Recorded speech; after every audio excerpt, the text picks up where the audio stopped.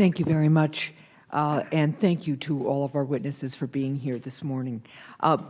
Look, since joining the Senate, connecting Americans to robust broadband service has remained a central focus of mine. I thank you both, Mr. Gillen and Mr. Berry, for mentioning a couple of the efforts I've been involved in. For starters, I worked closely with Senator Gardner to introduce the AIRWAVES Act, which would free up more spectrum resources to power our nation into 5G. And the bill would also set aside a portion of auction proceeds to invest in rural broadband initiatives.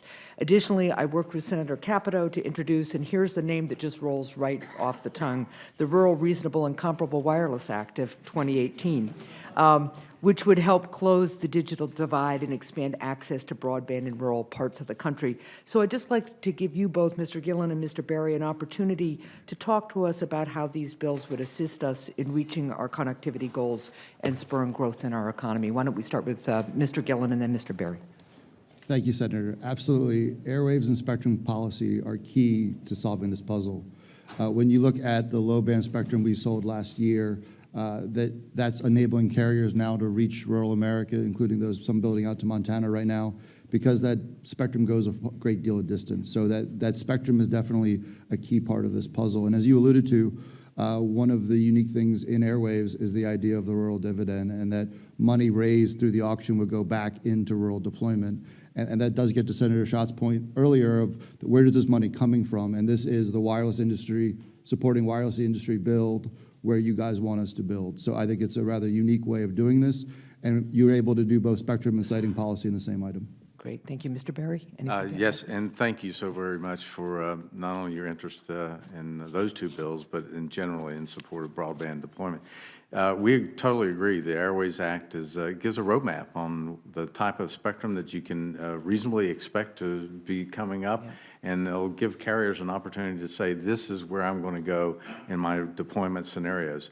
We'd love to see, band 27 and I think 47 included in that, because I think those two are, usable high-speed mobile broadband, bands. So we appreciate that, and we also appreciate the 10% set-aside that you included in the bill. I think it will focus a lot of attention on how do we get that new service out there sooner rather than later. So thank you for your help. I think if the FCC had read your bill on reasonably comparable wireless services, we might have had a little more due thought to designing the perimeters around the data requests that they made. Thank you. Well, I appreciate that, and I was just going to add my voice to the chorus to speak about how inaccurate the data and the maps are.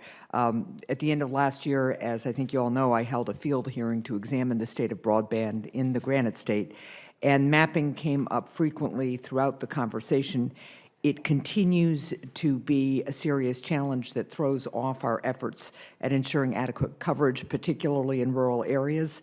Last week, I joined a bipartisan group of senators in a letter to the FCC regarding their recently released map, which shows that most of New Hampshire is covered and therefore ineligible for further support through the Universal Service Program Mobility Fund.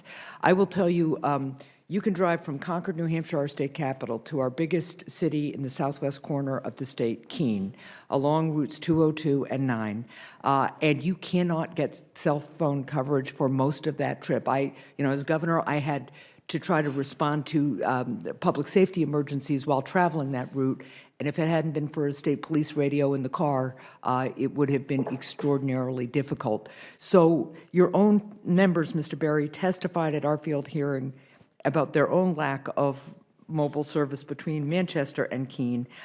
So how can we work to address these issues so that small carriers are not overburdened and states like New Hampshire are not left to bear the brunt of the digital divide? Thank you for the question. I think years ago, my grandfather owned an old two-ton truck. And every time you wanted to take it out of groundhog, you can go a little faster, you had to change the gears, but you had to double clutch it. Yeah. And I think we need to double clutch this data access requirement. We need to get the right data to put this thing in a higher gear, because our carriers want to build out. And so I think we double clutch that by getting all sources of federal data and information included in it. David Reddle, as I mentioned to Chairman Wicker, suggested that NTIA has a lot of data. They have good relationships with states and counties, municipalities, and they already have some of that information. It's not been tapped, not been utilized. I think we can do a better job of that, and hopefully we can come up with a better map of where there is and is not. One thing that I would mention on the data that Mr. Romano mentioned is it's a little easier to identify where you have a fiber or a wire.